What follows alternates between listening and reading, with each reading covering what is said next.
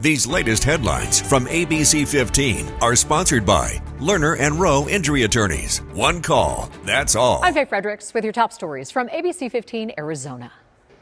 Surprise police sharing new details after the shooting of a child turns into a standoff and a house fire in Surprise Friday.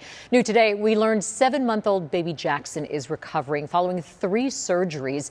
He was shot multiple times by his own father during that hostage situation and remains in ICU at Phoenix Children's. We also saw what it was like for officers when they went inside the home to rescue Jackson.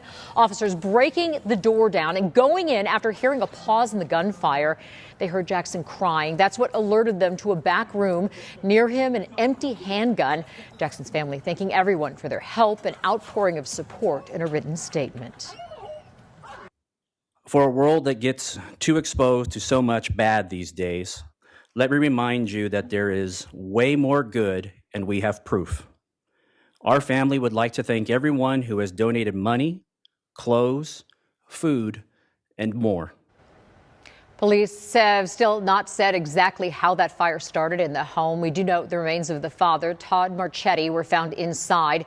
As we cover instances of domestic violence, I want to acknowledge that it can take many forms, ranging from physical violence to emotional and verbal abuse, as well as coercive and controlling behavior.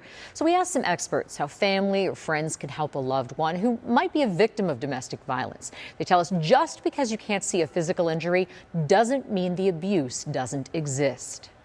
Sometimes survivors don't see the behaviors themselves. And so if you are approaching somebody and you're approaching them with concern for their safety, and you say that, I'm concerned about you, I'm concerned for your safety and well-being, give them examples of why. Give them examples of what you've seen that is concerning to you. Because a lot of times survivors normalize the abuse that they're experiencing, or they justify it. If you or a loved one is experiencing domestic violence, there are resources out there to help. On your screen, we've provided the phone number for the National Domestic Violence Abuse Hotline, the Maricopa County Hotline for Domestic Abuse, and the City of Phoenix Family Advocacy Center. We also have a list of resources available on the homepage of ABC15.com.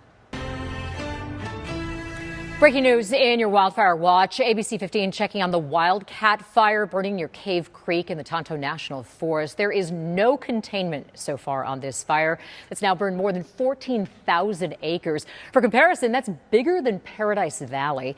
Now, thankfully, no homes are currently at risk, but to keep people safe, officials have shut down Bartlett Lake Road and the Cave Creek Ranger Station. If you have respiratory issues, definitely stay out of the area. And if you live nearby, make sure you're signed up for the Maricopa County Emergency Notification System, and also download our app to keep up to date on any developing news. At the Capitol, Governor Katie Hobbs signing a new executive order on contraception amid a murky time for abortion laws here in Arizona. New order makes over-the-counter birth control free for state employees and compels access to consider methods for expanding care for its members. Keeping our promise to bring you all new updates on that fake electors case in our state. More court appearances expected to take place tomorrow after attorney John Eastman was the first to be arraigned last week. He's pleaded not guilty to conspiracy, fraud, and forgery charges. This comes as Rudy Giuliani was finally served his indictment over the weekend at his 80th birthday party. Giuliani now expected to appear tomorrow for an arraignment in Phoenix unless he's granted a delay. Our teams will be in court tomorrow tracking every twist and turn.